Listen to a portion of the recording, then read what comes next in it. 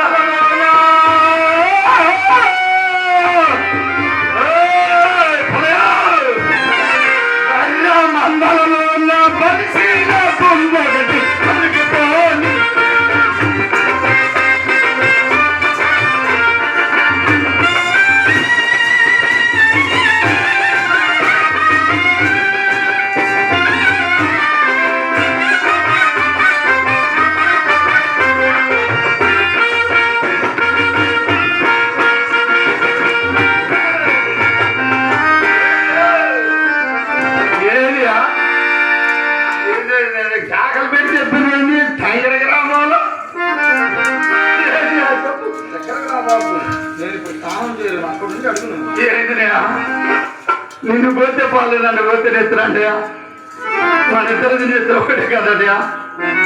కాదయ్యా, దూరం దూరం దూరం దూరం దూరం అంటావు ఎందుకునయా? కాదు, నిన్ను పోతే పాలు నన్ను పోతే నెత్తరంటయా. తప్పయా నువ్వు మాట్లాడేది. కాదనయా, ఏదైనా ఇబ్బంది అయితే మేము చెప్పులు కొట్టాలంటే మంచి చెడు చేయాలంటే మేము నన్ను కొట్టుకొని దూరం అంటున్నా న్యాయమేనదయ్యా. తప్పని నువ్వు మాట్లాడేది ఏది నేను మాట్లాడుతున్నా చెప్పా. నన్ను ముట్టుకు మేము స్నానం చేయలేము. అవునయా, నా చెప్పు తిరిగోవయా, నా చెప్పు తిరిగోవయా. నీ చెప్పు తిరుగుతుంది ప్రస్తుడా. అయ్యో అయ్యా, అలా సాయి పెద్ద పెద్దోళ్ళకి మావాళ్ళు అని కొండలు గుద్దుకోవడమే కానీ నా చెప్పు తిరిగోమంటే ఏదో రకంగా అనుకుంటారు. మా భాష వేరు, మీ భాష వేరు, మీరు ధరలు అందరి చెప్పు తిరిగోమంటే నా చెప్పు తిరగమంటే లేదో బ్యాపలయ్యా. నేను చెప్పాను అనమాట, నీకు అర్థం కాదా? నువ్వు చెప్పేది నాలా ఏదో చెప్పు.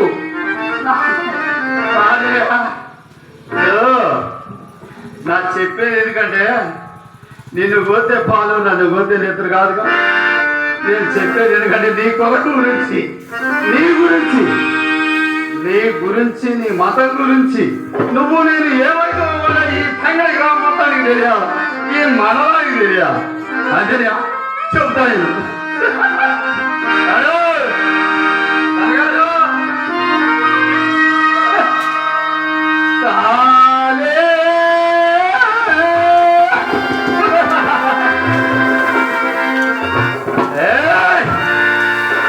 లిల్లియలు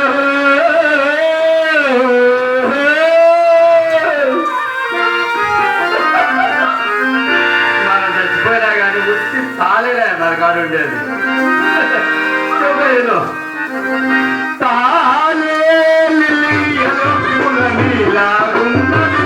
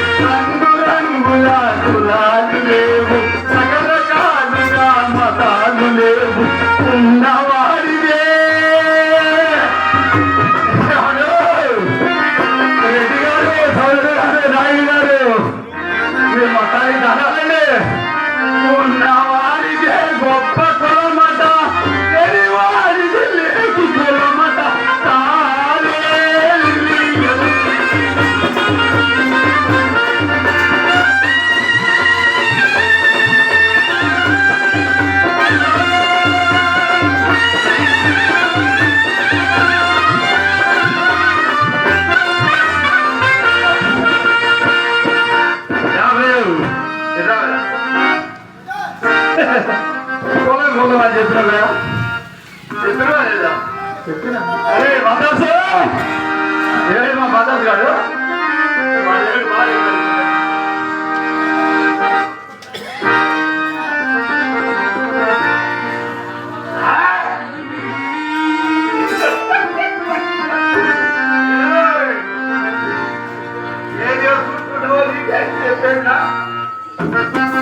అయ్యగారు నేను పొలం గురించే చెబుతున్నా వసిస్తుండు వసికి పూర్తెను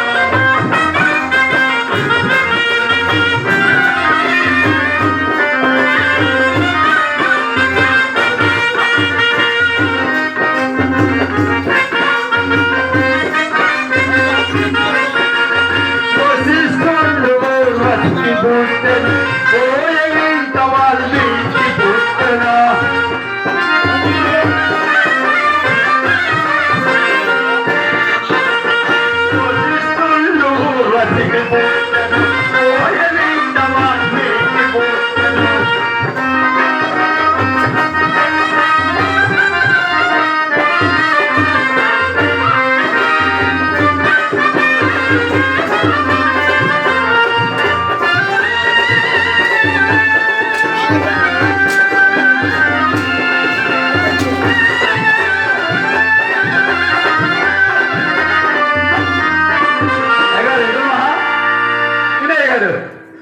వసిస్తుండు ఊర్వశికి పుట్టెను పోయనంత వాల్మీకి పుట్టెను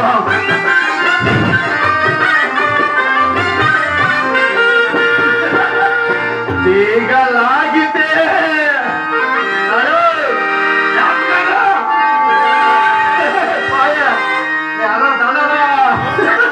ఏడు గురించా బాబా మధ్యనయా లాగితే పొగ కదిలను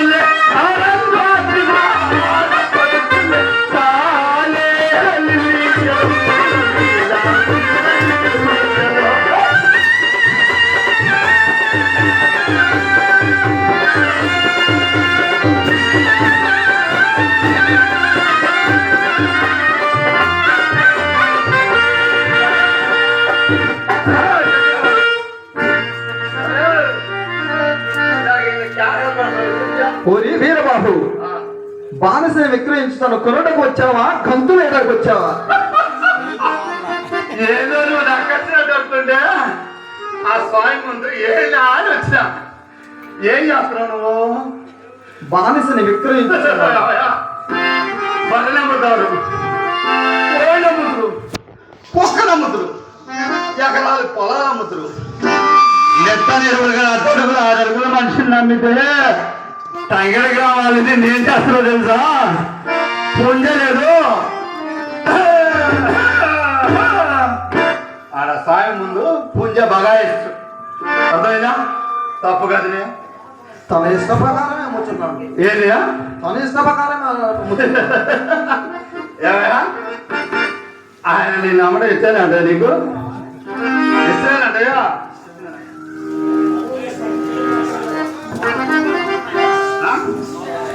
ఎవరయ్యా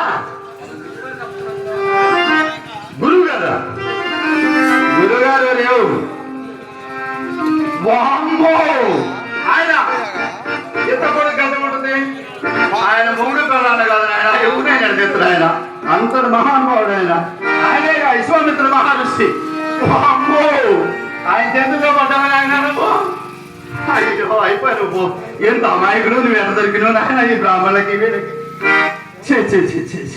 సరిగా ఎంతో పదం ఓరి వీరబాబు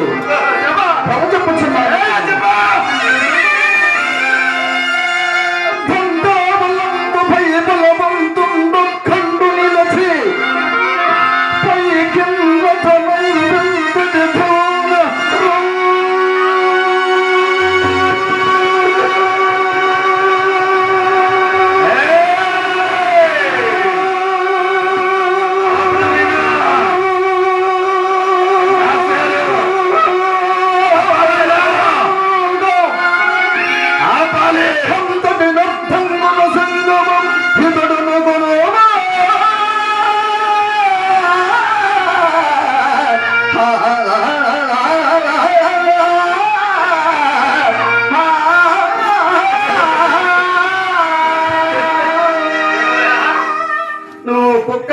నక్కరిసినట్టు ఏంది ఏమన్నా తెలుసా అయ్యగారు? నక్కరిసినట్టు అడవిలో చేరువ నక్కరిసినట్టు అడుచుకుంటూ అంటాడు. ఇదిగో ఇది పైకి ఇచ్చినంత, ఇది గనక పైనే ఉందనుకో ఈయన పుంజ బగాయించను, లేదంటే మనకి ఏమైనా కొట్టది చెత్తలు వెళ్ళిపోద్ది. ఏదో చెప్తున్నా అయ్యగారు, నువ్వు అర్థం చేసుకో. నువ్వు తప్పు చేస్తున్నావు. నువ్వు నడు రోడ్డు మీద ఇంత తంగడి గ్రామంలో నువ్వు నడు రోడ్డు మీద పెట్టి అమ్మగడు నమ్మం గారు ఎంత ఊరుకుంటున్నావు నువ్వు? కాదండి, తప్పు కాదండి. ఎట్లా నేను అడుగురు మనిషిని అప్పులుంటే ఏంటి అయితే అమ్మగడు నువ్వు చేస్తున్నా కర్రా. ఇది కనుక నీ విశ్వామిత్ర మహర్షి కోసం పైన కనుక ఉందనుకో ఇబ్బంది లేదు, కింద కనుక పడ్డదనుకో నీకుందే. ఒరి వీరబాబు, ఆ రాయి కిందకు పడదు. మా గురువు గారి తపశక్తి వల్ల పైనే ఇట్లాంటి ఎర్రిబాబులోడు మహానుభావుడు బట్టి మీ ఆడ తాగుతున్నాయి.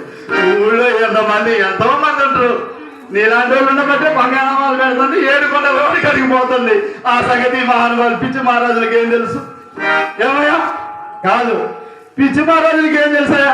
రోడ్డు మీద అమ్మక తింటుంటేనే ఏమంటం లేదు. ఈయన విశ్వామిత్ర మహర్షికి ఇచ్చిన మాట కొరకు పైకి అద్దండ కర్ర దిగింది.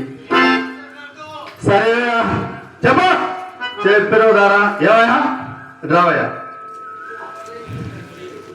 ఇదిగో ఈయన నేను ఇప్పుడు కొంటన్నా, నీ మూట నీకు ఇస్తున్నా. అర్థమైందా? నీ మూట నీకు ఇస్తున్నా, కానీ ఒకటి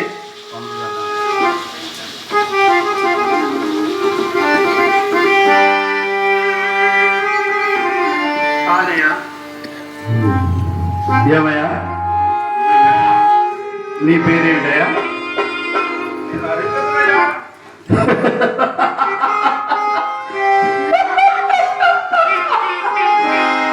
నేను వీరబాహుడు, నేను నిన్ను కొన్నా. నా పేరు వీరబాహుడు, నీ పేరు వీరదాసు అని పిలుస్తా. నీకు ఇష్టమేనంటయ్యా? ఇష్టమేనంటయ్యా? వీరదాసు వీరదాసు అయ్యా, నేను కొన్నాను కాబట్టి నీకు పెళ్ళం పిల్లలు ఉన్నారంటయ్యా? ఉన్నారయ్యా, పెట్టుకుని లేరయ్యా. నువ్వు పక్క పోయా కొద్దిగా, నువ్వు పక్క పో. అయ్యా అయ్యగారు ఏది నువ్వు చెప్పింది నిజం చెప్పు. ఏం చెప్పిన ఇప్పుడు నువ్వు? ఆయన అమ్ముతున్నా సంగడి గ్రామంలో పెట్టి ఆ స్వామి ఎదురు అన్నావు. ఆయనకే బెల్లం పిల్లలు ఉన్నారంట. అయ్యా మీరే చెప్పండి అయ్యా, డబ్బులు పెట్టి కొనుక్కున్నా నేను చెప్పిన మాట వినొద్దయ్యా. మీ ఇంట్లో ఉండదు ఇలా వద్దా వినకుండా ఆయన నన్ను మోసం చేసి మాస్టర్ గారు నన్ను మోసం చేసి నా దగ్గర డబ్బులు కొట్టేసి వెళ్ళిపోవాలనుకుంటున్న మాస్టర్ గారు. ఈయన ఏం చేయాలి మాస్టర్ గారు? నా చేతిలో ఉన్న కర్రతో పుయ్యగా ఇస్తా.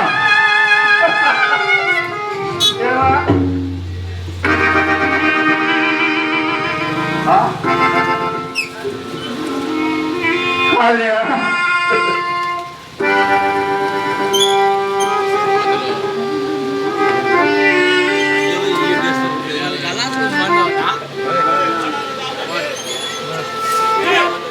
అయ్యా మేకల జానవాసరావు గారు నాకు నా కళను మెచ్చి నాకు 50 రూపాయలు అందజేయటమైనది.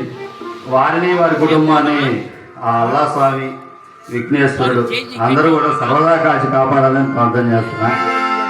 అయ్యా సరే మరి అయ్యగారు, నేను ఇచ్చిన డబ్బులు తీసుకొని నువ్వు వెళ్ళిపోతున్నావు. ఆయన చూడపోతే ఏ అర్ధరాత్రి కాదు పిల్లం పిల్లలు గుర్తొచ్చి ఆయన వెళ్ళిపోతాడు. డబ్బులు కట్టుకోని పరిస్థితి. నా పరిస్థితి ఏంది మాస్టర్ గారు? ఏమి చెప్పు, నాకేమనిపించింది మీరే చెప్పండి. తప్ప కాదండి? కావేరా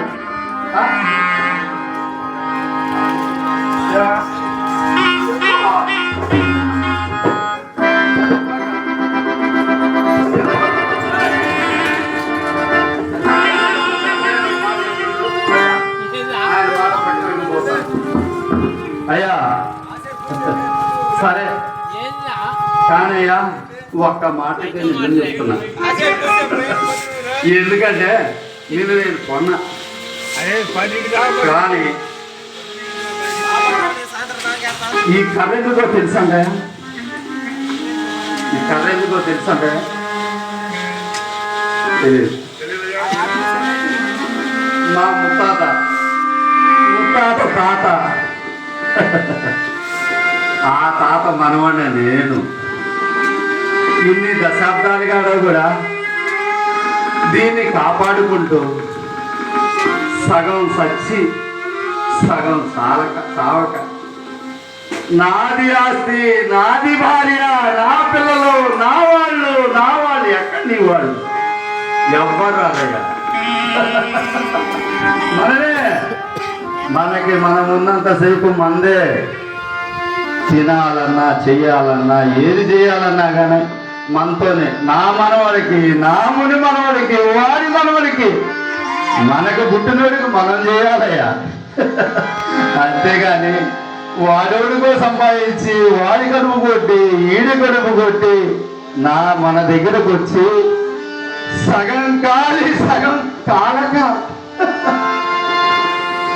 పైకి లేచి పడతారయ్యా. కానీ నా విధి పరీక్ష